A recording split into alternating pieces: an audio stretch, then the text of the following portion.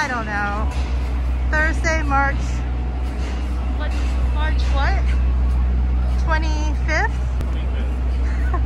Thursday, March 25th, and I'm taking a quick walk in the middle of the day here. And this is what like downtown Toronto looks like. There's people, this is a restaurant with tents. Which, you know, to me, like, these tents are marginally better than actually indoors while our numbers are spiking. This is also some construction noise of what we have to live with in our area. But there's a good number of people out and about today, unlike the other day when I was going through the underground mall there. Just like I said, like going for a walk in my neighborhood, this is what it's like. It's not exactly peaceful. Restful. No, it's not.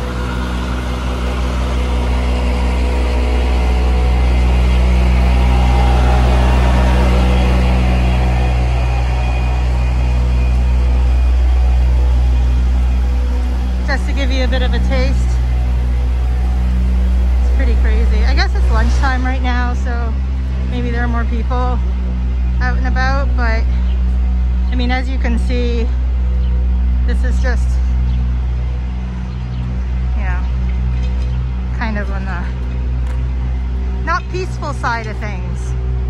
Anyway, like I said, just going for a bit of a walk, and the other night we came up this way, and it was just like patios are hopping, these construction sites are, you know, restricting areas where people can walk or dodge. No one's really like even paying attention to other people and stuff like that. I mean, you know, I think I'm probably a little bit more vigilant than most people. I don't know. It's hard to know. But anyway, this is where we're at, and I'll check in with you soon. I don't know if you can even hear me. It's so brutal. It's all the construction. So brutal. Then there's this guy doing this thing. Let's see if he's still doing it.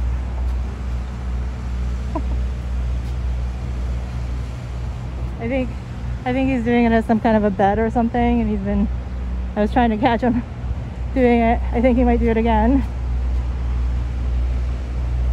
Let's see. Do it, guy. Come on, guy, do it. Do it, guy. Insta-famous.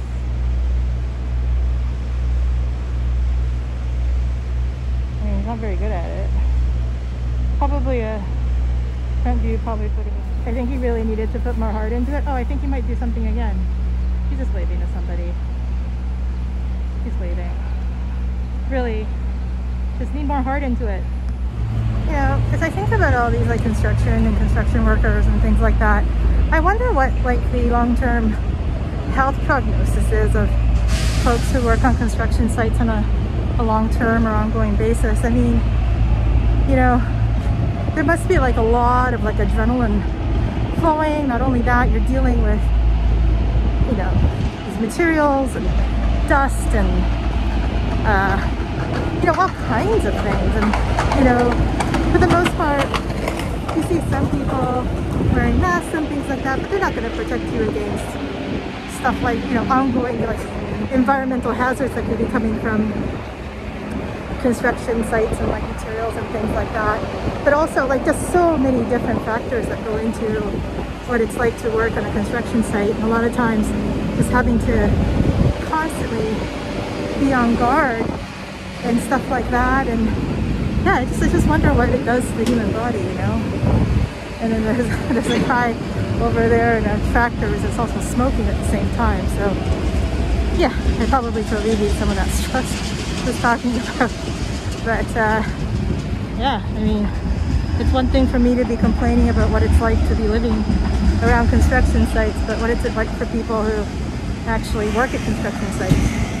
To some degree, you know, it could be argued that you get used to it, but it doesn't necessarily mean that, you know, that's more of a mental thing.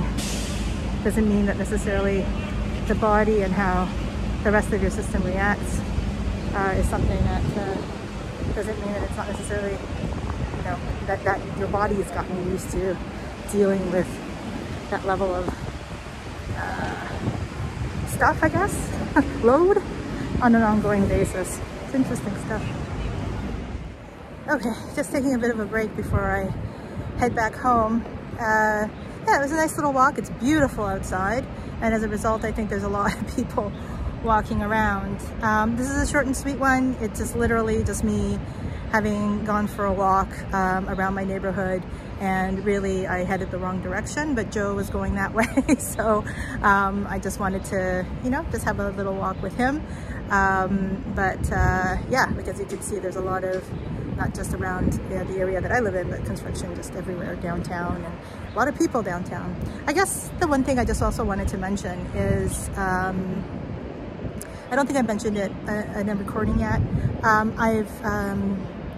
So in Ontario, someone who is receiving treatment that suppresses immune function, so immunocompromised as a result of the chemotherapy that I receive for the advanced cancer that I have, puts me in phase 2 of the Ontario vaccination rollout.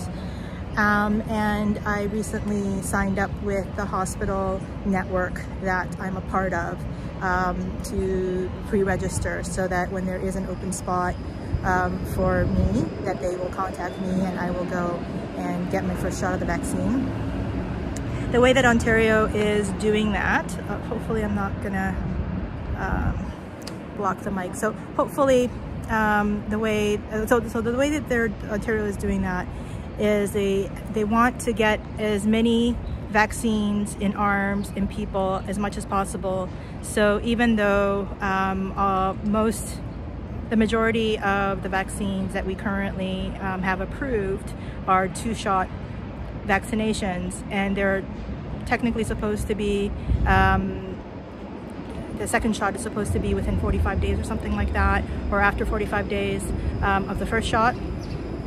And initially with some vaccination clinics, they were scheduling them, but the Ontario government had decided that they want to have as many shots as possible and as many people as possible. Therefore, the second shots that some people, for the people who have first shots, have been pushed down to up to 4 months after the first shot.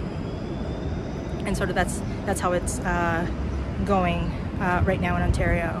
So with that said, I know a few people who've gotten their first shots, and some people, they weren't scheduled for their second shots. Some people were given dates for their second shots and are now being rescheduled for later on in the year.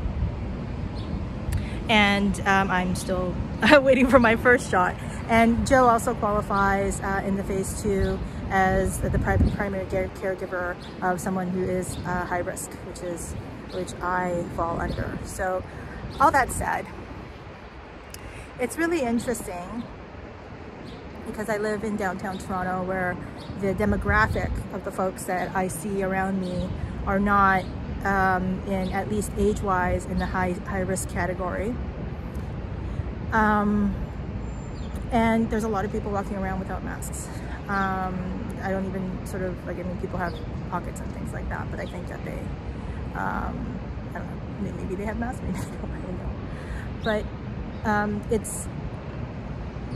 it's interesting to see, like, so many people walking around without masks. So there are more people without masks than with masks. And I know that, you know, outside there's a lesser chance, but you know, it just makes me think that the mindset of folks who are not wearing masks. I just put mine down because I'm in a secluded area. There are some people going on behind me, but that's like at least like 10, 12 feet from me. But when I'm walking around, I definitely have my mask up, as I think you've seen in the other video clips that I have recorded. So, you know, I think the folks who are most likely to be spreading at this point are the ones who are going to be vaccinated last. And that's going to be interesting. And I live in an area where there's a lot of people who would be taking those kinds of risks of like going to bars and restaurants and walking around without masks, and if they run into somebody they know, to talk to them without their masks on, stuff like that. So I'm still worried, you know, and I will feel better once I myself am vaccinated, but certainly I think the more people, you know, as we go on in the next few months, because it feels like there's a lot of folks who are kind of more relaxed about what's going on. I get it. We all are experiencing fatigue, but I don't get it because there's a lot of people in these variants that are more contagious and from what I understand, more potent than the original strain of COVID. So anyway, that's my little rant and update about my vaccination status. No, I think I did mention it. Yeah, I did mention it in my previous video. So anyway, that's where we're at. And I think this is it for today. So it's a kind of short and sweet. Anyway, I hope you're taking good care. Chef's kiss to you. Love and care for you and those that you love and care about. And please do, you know, it's like I was doing some experimentation with some creative sort of outlet stuff, and I was thinking about this idea of, like, you know, love and care is essential. Like, we talk about things that have been essential this past year, and I believe that love and care is essential to all of us. So thank you so much for following along and for all your support, and I will talk to you again real soon.